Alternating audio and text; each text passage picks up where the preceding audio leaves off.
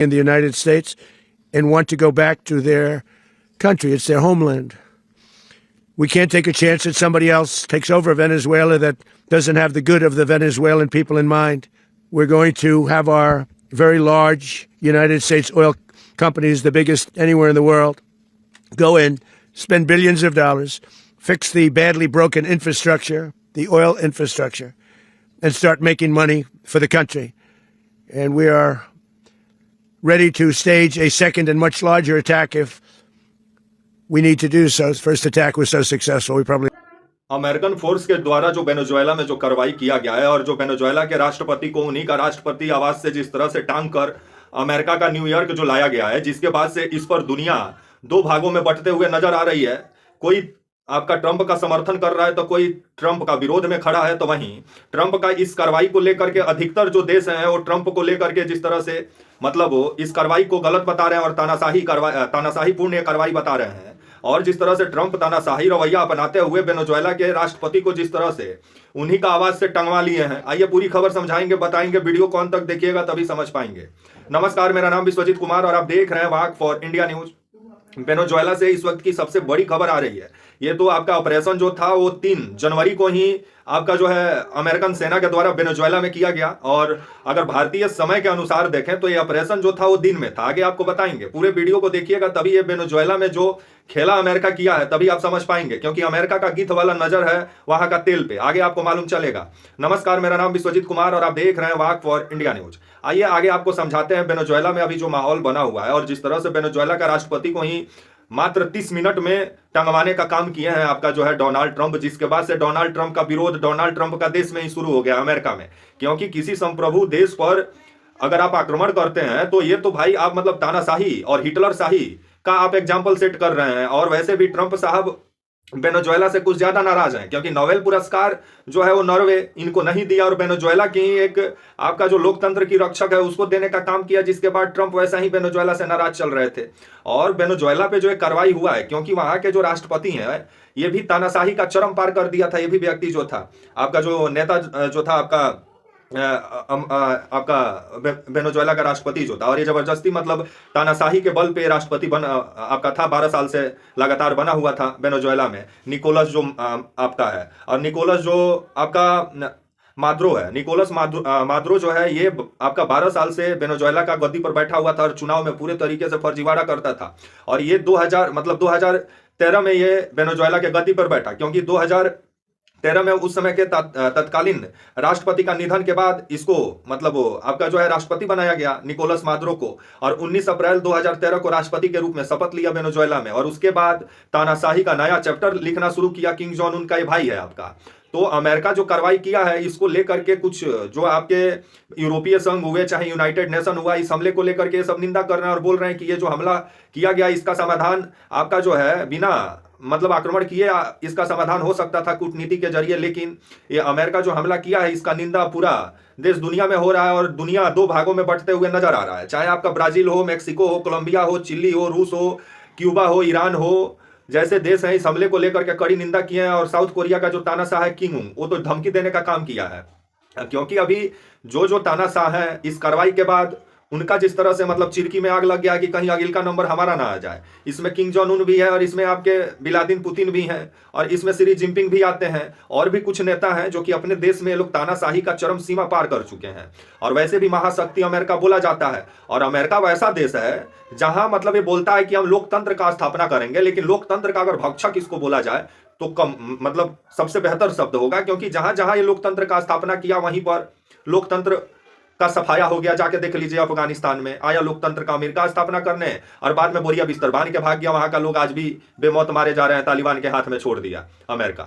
और वही हाल इराक का किया, वही हाल सीरिया का किया। वहां पर खूब बढ़िया लोकतंत्र स्थापित है कि आपस में लोग मार काट मचाए हुए हैं। और वेनेजुएला पर बहुत दिन से ट्रंप का गिद्ध वाला नजर था, क्योंकि ये जो ऑपरेशन हुआ है, जो ऑपरेशन के बारे में बताते हैं, फिर बताएंगे कि इसके पीछे का वजह क्या रहा, मतलब क्या है। ट्रंप मतलब ये जो ऑपरेशन करवाए हैं इसके पीछे मेन मकसद ट्रंप का क्या है, आप वीडियो को अंत तक देखिएगा तभी समझ पाएंगे। तो वहीं आपका ये ऑपरेशन बताया जा रहा है, अगर भारतीय समय के अनुसार देखें तो ये ऑपरेशन आपका वेनेजुएला में जो हुआ है आपका दिन में हुआ है 11:30 बजे 3 जनवरी को, अगर मतलब भारतीय समय के अनुसार, क्योंकि वेनेजुएला और अमेरिका का जो टाइम है, अगर वेनेजुएला का टाइम देखें तो 9 घंटा 30 मिनट वेनेजुएला आगे है भारत से, और आपका 10 घंटा 30 मिनट अमेरिका का मतलब आगे है भारत से, आपका जो है टाइम के मामले में।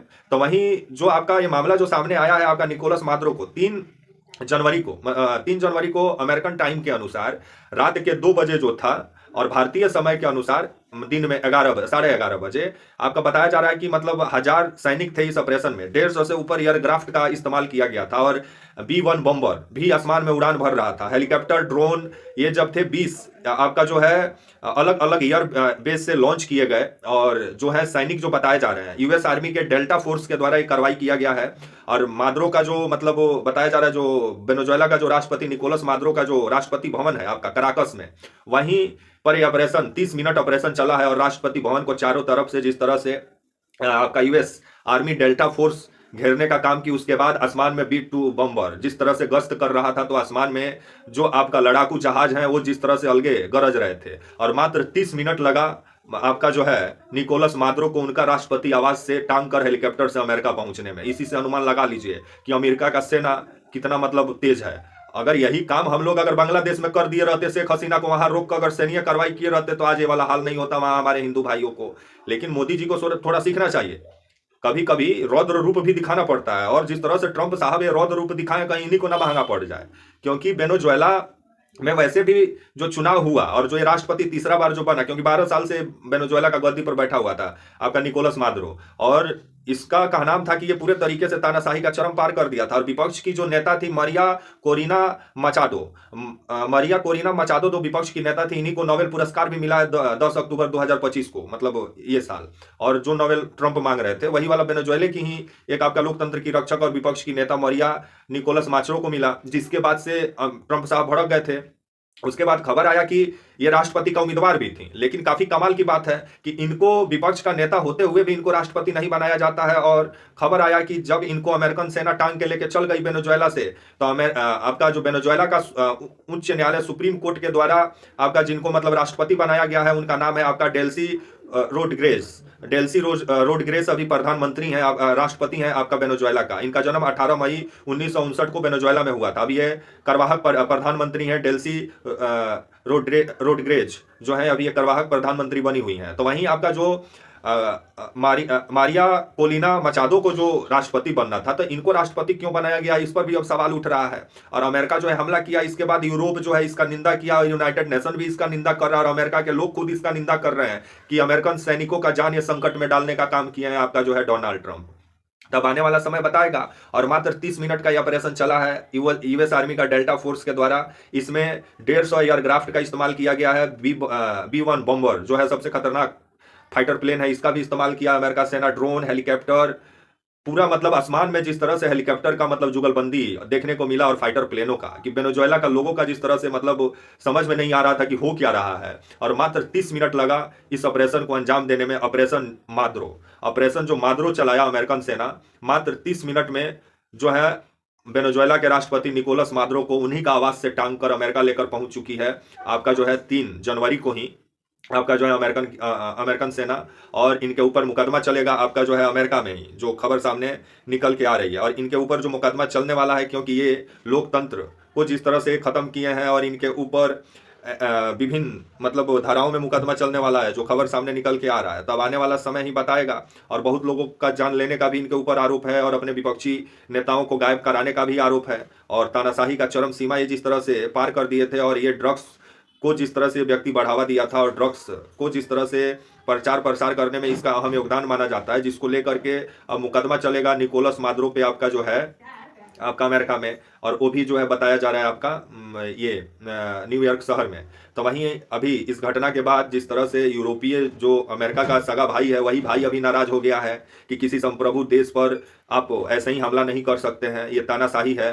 तब आने वाले समय में डोनाल्ड ट्रंप का कहना है कि नहीं, जो तानाशाह था उसको सबक सिखाना जरूरी था, और ये सबक इसलिए सिखाया गया कि जो भी तानाशाह इस धरती पर हैं वो समझ लें कि आने वाले समय में उनका दिन दशा अब सही नहीं रहने वाला है। और इसके बाद से जो छोटा बेटा है अमेरिका का, इजराइल, वो पूरे तरीके से पापा को बधाई संदेश भेजा है, लेकिन यूरोप से अभी कोई बधाई संदेश नहीं आया है।